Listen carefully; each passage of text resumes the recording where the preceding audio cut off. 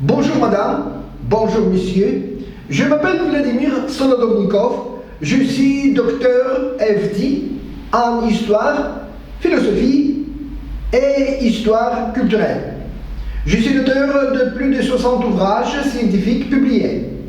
J'ai une expérience de conférencier pour les étudiants en Russie, en Biélorussie, en Ukraine, au Kazakhstan, en Lettonie, en Finlande, en Belgique, aux États-Unis et en Allemagne. J'attire votre attention sur une petite série de mes conférences sur les études culturelles. Aujourd'hui, nous parlerons de la culture hellénistique.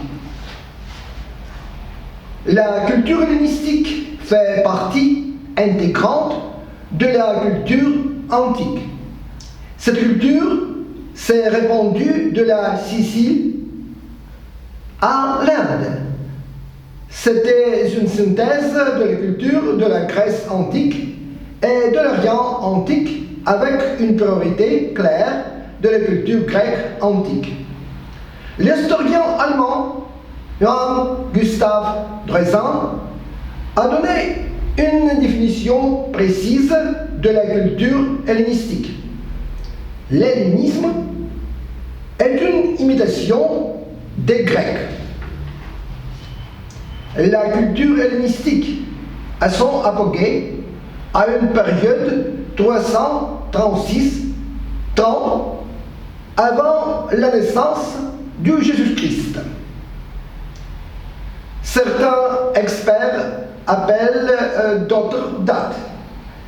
323, 33 avant la naissance du Jésus-Christ. Il est clair que cette datation est arbitraire.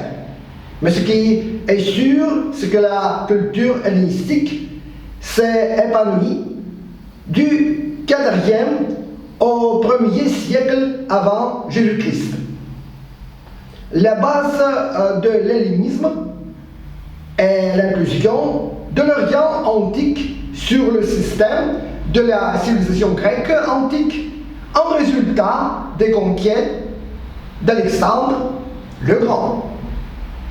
Après avoir conquis la Grèce antique, les Macédoniens ont adopté les normes culturelles élevées des Grecs anciens, y compris la langue grecque antique, et ont commencé à diffuser ces normes dans le monde civilisé. Les Macédoniens ont contribué à la diffusion de la langue grecque ancienne, qui est devenue pendant très longtemps la langue de communication internationale dans de nombreux pays d'Europe et d'Asie.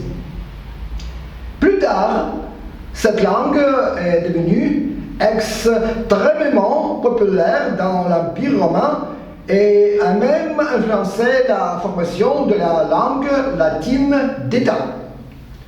Le grec ancien était compris par un grand nombre de personnes. C'est pourquoi le Nouveau Testament a été écrit en grec ancien et s'est répandu. Le Moyen-Orient, du temps de Jésus-Christ, était essentiellement hellénistique et de nombreux juifs se considéraient comme hellénistes, ce que confirme le texte du Nouveau Testament lui-même. Même si, bien entendu, le peuple juif s'est efforcé de préserver son authenticité religieuse et culturelle. Mais l'influence de la culture hellénistique sur la culture juive fut très forte.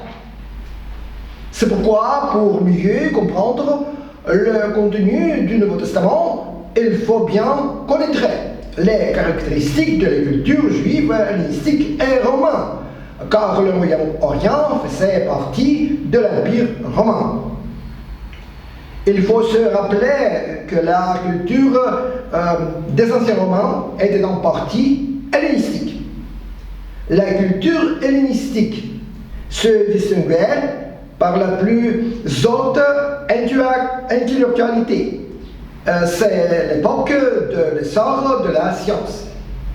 Cela s'expliquait par la politique de l'État consistant à encourager les scientifiques dans les pays de culture hellénistique. Par exemple, dans l'empire d'Alexandre le Grand, les scientifiques étaient exonérés d'impôts et recevaient le plein soutien de l'État.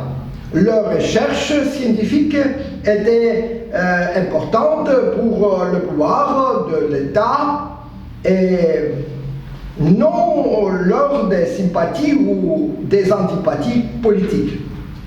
Grâce au développement de la pensée scientifique à l'époque hellénistique, des inventions en avance sur leur temps ont été réalisées. Par exemple, une pompe avait un ballon à vapeur comme prototype de turbine à vapeur, un théâtre de marionnettes automatique comme prototype de cinéma et d'animation, un appareil pour faire chavirer des navires de mer, une tour de siège pour prendre d'assaut des forteresses, etc. Le développement de diverses sciences dans le monde hellénistique a stimulé le développement de la philosophie. Car la philosophie, en tant que vision du monde, est une synthèse des résultats constamment mis à jour de toutes les sciences.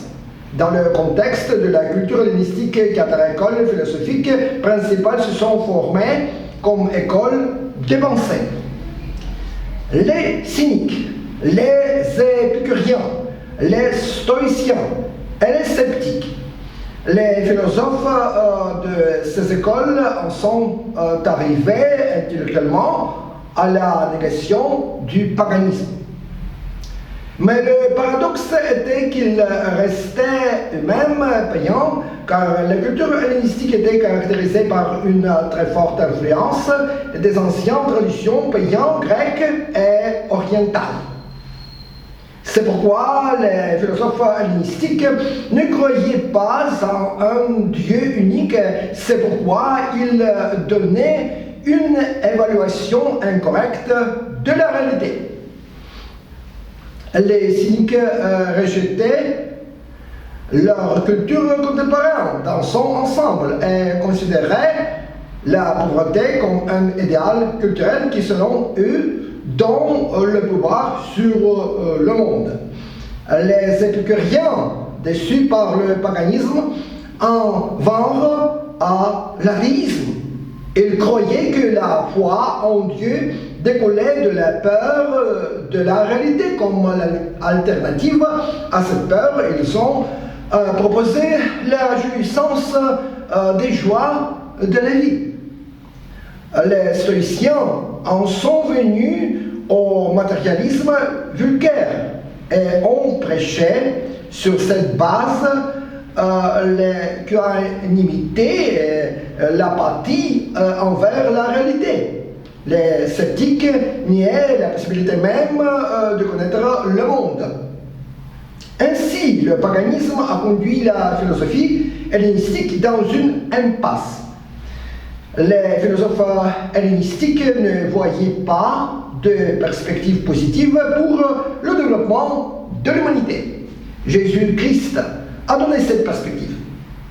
C'est pourquoi certains philosophes de la culture hellénistique étaient attirés par le christianisme, même s'ils ne l'acceptaient pas pleinement.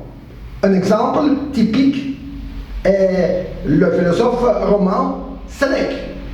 L'art est développé dans le contexte de la culture hellénistique. Cet art combinait harmonieusement des motifs grecs anciens et orientaux anciens. Dans l'architecture de l'époque hellénistique, il y a eu une transition de structures uniques à la création d'ensembles architecturaux.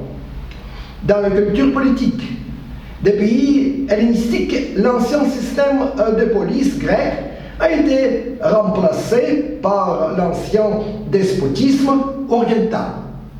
La culture hellénistique a influencé les spécificités culturelles de Byzance lors de la transition de l'Antiquité au Moyen Âge. Merci pour votre attention. Au revoir, à bientôt.